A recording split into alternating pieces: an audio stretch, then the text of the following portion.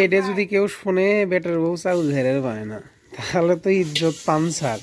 শৌরিক দিলে চাউল ঝেড়ে বের কও। কুচি ভাজা তো হলো, এনা সাত করি।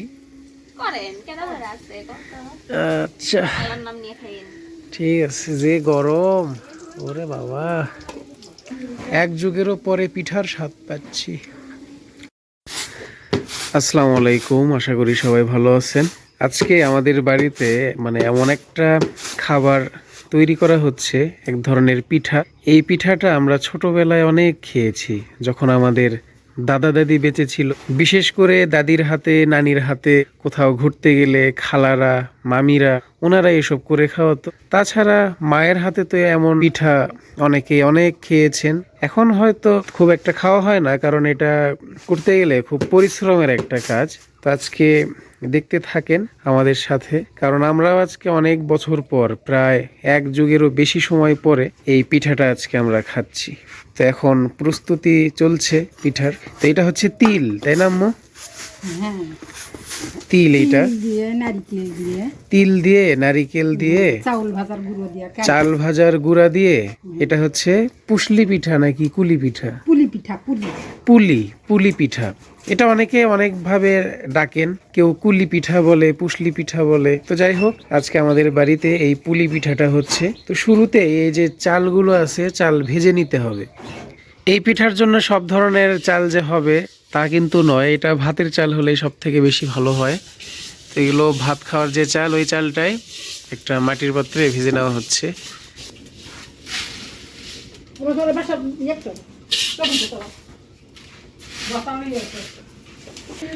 এই তো চাল ভাজা হয়ে গেছে, একদম গরম গরম, দেখতে কিন্তু বেশ ভালো লাগতেছে। তো এই চাল ভাজার অনেকে শুধু গুঁড়াও পছন্দ করেন, অনেকে চাল ভাজা মাখা খান, তাই না? তো চাল ভাজার মজাটা একটু আলাদা। তো আজকে আমরা এটাই পিঠার মধ্যে দিয়ে খাবো। এটা যদি কেউ শুনে বেটার বউ চাউল ঝেড়ে পায় না, তাহলে তো ইজ্জত পানসার। শৌরিক দিলে চাউল ঝেড়ে বের কও। হ্যাঁ, শেখা লাগবি।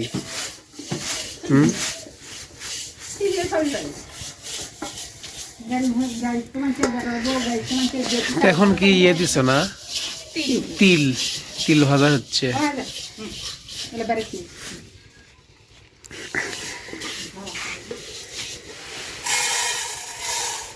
চাউল কি ঠান্ডা হওয়া লাগবে? না, ইচ্ছালি এটা যাবার ফুলত যাবার তিল ঢাল।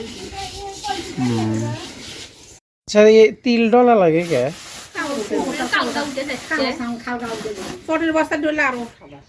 ওই তিল সাদা করার জন্য, এই কালো দাগ উঠে যায়। ও তাই তো।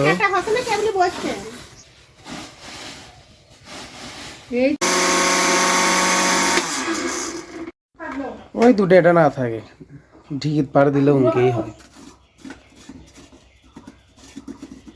থাপা দিয়ে নেওয়া এটা, হ্যাঁ বাস। ফাইন গুঁড়ো হচ্ছে।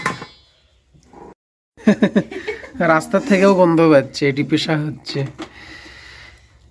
তো এই তো ব্লেন্ডারে দুইটা গুঁড়া করে নেওয়া হলো, চালের গুঁড়া আর একটা কি তিল, তিলের গুঁড়া। এই তো বেশ ভালোই গুঁড়া হয়েছে। যেহেতু বাড়িতে ঢেকি নাই, ঢেকির কাজটা ব্লেন্ডারে এভাবে আমরা করে নিলাম। নারকেল দিলে জাটা, ওটি কি লালি, গুড়ের লালি? গুড় নাই, গরম হয়ে যাবার না পামনি নাকড়ি দিয়ে না আরো।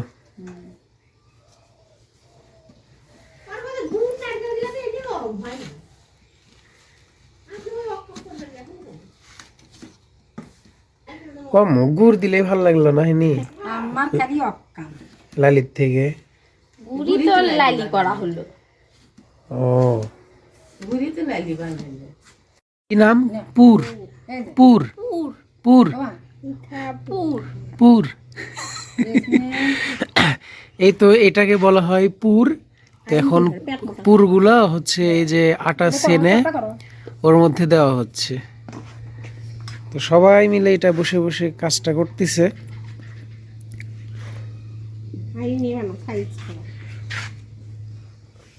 করেন না, মান তো ছানাই তো হয়নি কি ছানা হয়নি? একটু ধৈর্য ধরেন তো একটু ধৈর্য, তো অসুবিধা না করেন না তো অসুবিধা নানি।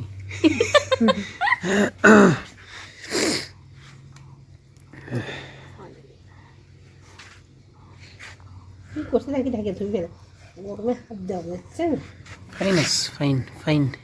আমি তো ইনকা হয় যে এটা না পেটটা না মোটা করা লাগে, বম্মা এন্দুরে লাগাল বলে বানাচ্ছিল। এন্দুরে লাগাল বম্বা।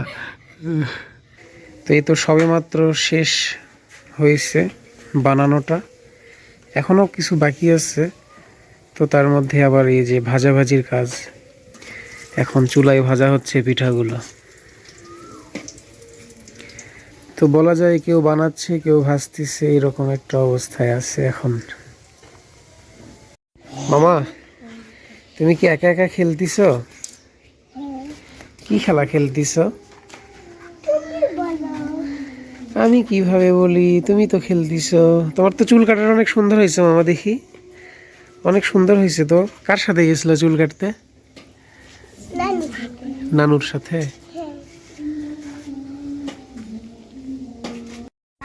কুচি ভাজা তো হলো, এনা সাত করি। করেন কেন ধরে আছে আচ্ছা আল্লাহর নাম নিয়ে খাইয়েন। ঠিক আছে। যে গরম, ওরে বাবা সেই গরম।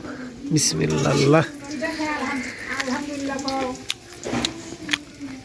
ও সেই স্বাদ তো, এক যুগেরও পরে পিঠার স্বাদ পাচ্ছি। আলহামদুলিল্লাহ আলহামদুলিল্লাহ আলহামদুলিল্লাহ, অনেক ভালো হচ্ছে পিঠাটা। তো সবাই ভালো থাকবেন, সুস্থ থাকবেন। এই পর্যন্তই, এখন পিঠা খাচ্ছি। আপনারাও চেষ্টা করবেন বানিয়ে খাওয়ার জন্য। আল্লাহ হাফেজ।